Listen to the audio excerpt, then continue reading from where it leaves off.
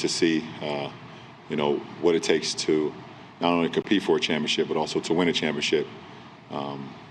So it definitely, put me in a position where I knew what it took. I saw what it took. But also, I fit that culture as well because of how hard I work. So it was a perfect match for those 4 years. Hey, LeBron, it's Bill Oram. Would it have any extra meaning to you to win a championship against Pat Riley and Eric Spoelstra, guys that have helped shape you and vice versa in those years together? Absolutely not. It's no extra meaning to winning a championship, no matter who you're playing against. It's already hard enough to even reach the finals, to be in this position. So if you're able to become victorious out of the finals, it doesn't matter who it's against. I'm just happy that I'm here with the opportunity, to represent not only myself, but represent our fans, our fan base, our organization, my teammates, our coaching staff, our training staff, and so many others that represent this organization to the utmost respect.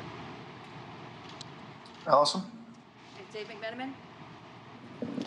LeBron, 6 years after playing for Miami, how do you feel about Pat Riley?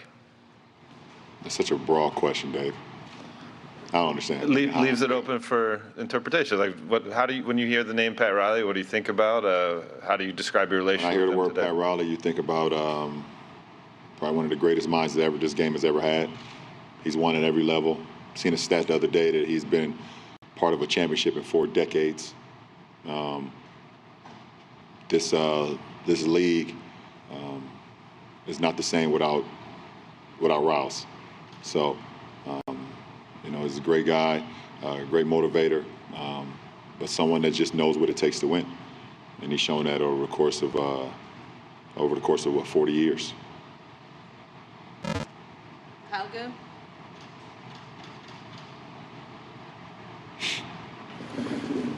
LeBron, you talked about just sort of the difficulty of adapting to the bubble. How much have you sort of motivated yourself by reflecting that, your teammates are taking cues from you and trying to see, how you approach things and sort of approach kind of getting through this grind of 3 months here? It's probably been the most challenging thing I've ever done as far as a professional, as far as committing to something and actually, making it through. But I knew what I was coming, what we were coming here for. Obviously, you didn't. I would be lying if I sat up here and knew that everything inside the bubble, what it would, the toll that it would take on your mind and your body, and everything else. Because it's been extremely tough. But I'm here for one reason and one reason only, and that's to compete for a championship. And that was my mindset once I entered the bubble, once I entered the quarantine process, the first 2 days. And then right from our first practice, my mindset was to, if I'm going to be here, make the most of it and see what you can do and lock in on what the main thing is. And the main thing was... I think that is infectious to the group in terms of, guys just wanting to be together and leaning on each other in this unique situation where we're away from our families and, away from the real world, really. So I think that's probably the biggest thing. Dave McMenamin? Frank, when you see the news out of Tennessee today that the Titans had to shut things down because of COVID-19, does it remind you of the situation you guys are in down here and just the remarkable nature of the operations put together to keep everybody healthy so far? We feel very fortunate, and seeing that news, it definitely does make me appreciate what has been created here at Adam Silver and the NBA, because obviously all of our efforts could be grinded to a halt if we were outside of a bubble in a less safe environment. So credit to the NBA for putting this thing together. It's really remarkable how it's come together, and hopefully we're able to finish. Dan? Frank, you guys have been tested, I don't know, so many ways this year. You've had a front row seat to kind of LeBron's leadership and how it's operated. What have been your impressions on the way he's kind of helped steer you guys through all sorts of different things? He's the best leader I've ever been around. Simplest way to put it, in terms of players. And we've obviously, like you said, we've dealt with a lot of heavy emotional types of adversity that we've gone through. And he sets a great tone with his example, but is also a great leader from a communicative standpoint, talking to guys, talking to the group, about the right mindset to have through certain situations. Being the leading voice, when things occur where we're all not really sure how to deal with it or what to say. He's been a leading voice in those situations, and just an integral part of our success this year. Chris Haynes? Coach, I got two questions for you real quick. The first one, you mentioned a barbecue earlier. You guys have a barbecue. Where can I find that food at? That's a great question. That's a Rob Pelinka question. Okay, Rob. All right. He's the one that sets those up, and it ended up not even being a barbecue because it rained every time we tried to have the barbecue. Okay, that makes sense. So we had to have it inside. Just curious. So the second one is, being there's not any home court advantage here. I was curious if you looked up the numbers on some of your guys and, with the fake crowd noise, have you seen a difference in how guys played when it was a so-called home game versus a so-called away game? Have you seen a difference there? I have not, and I haven't studied home and away numbers, for obvious reasons, because it is really the same environment for every game. So I haven't noticed a big difference. You sit on the other side of the floor, the colors are different on the screens that are flashing. Your intros are there, but beyond that, once the game starts, there's very little difference between home and away. Malika?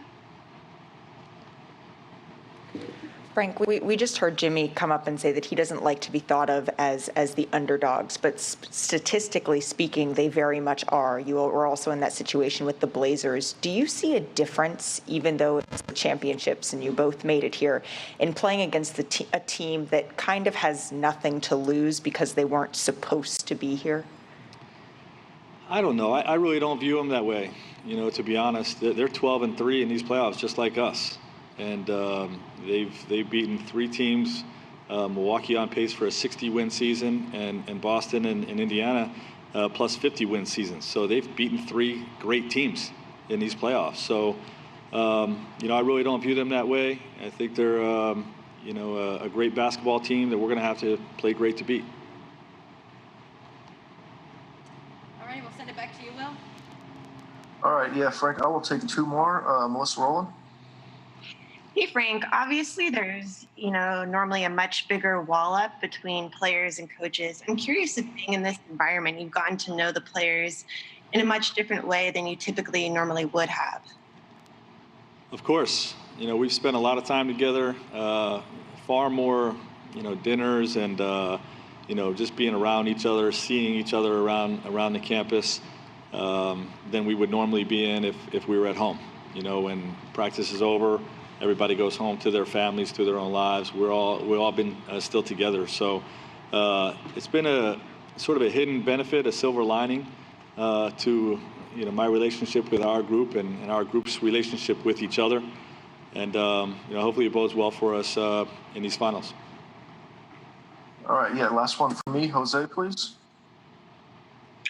Yeah, Coach, thank you. I wanted to ask you a little bit about Rondo and the matchups that he's going to be facing against Miami, maybe Goran Dragic, very experienced player, maybe Duncan Robinson at times, and Tyler Hero, of course.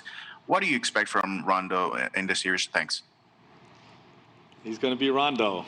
He really impacts the game on both sides of the ball, both with his ability to orchestrate the offense, put guys in positions to score, and then deliver the ball. But also, he just makes winning plays. Defensively, he's got great lateral speed and athleticism. Defensively, obviously, he's been an all-defensive player throughout his career, and we'll do whatever's necessary to get the job done on that end of the floor as well. All right, I think we're all set. Thanks so much, Frank. Okay. Lakers head coach Frank Vogel. We have 3D and Tough Juice here with me. Juice, Frank Vogel, at the beginning of the season, there was a lot of people that were scratching their heads when he received the job. There was a lot of speculation how long he's going to hold the job. But so far, he's done a more than remarkable job. We heard LeBron, after winning the game against the Denver Nuggets, speak so highly of Frank Vogel. You're very much what. So I actually have that question. We're going to put that on hold because we have LeBron James right here for you. Let's take you live. Hey, LeBron, just studying the Heat and what you've seen from them in this postseason, what's at the top of the list? What stands out the most to you about the way that they're playing basketball? I would think two things. One, how hard they play for 48 minutes. No matter if they're up, no matter if they're down, they play extremely hard. And I think, two, it would be the way they move without the ball. They share the ball. Everyone is live on the floor. It's not one guy that you can disrespect or be off throughout the course of an offensive possession. And they do a hell of a job of moving without the ball, sharing the ball, cutting, passing. So those are the two things that stand out. LeBron, you've described that time in Miami like it was going to college for you. If you can think back to those 4 years, what were the most important lessons that you learned about yourself and about leadership in general? I think as far as leadership, that grows no matter where you are every day if you want to be a leader and if you strive to be a leader every day. And I think being around, Rouse and Spo, D Wade and UD, and just to name a few, being a part of that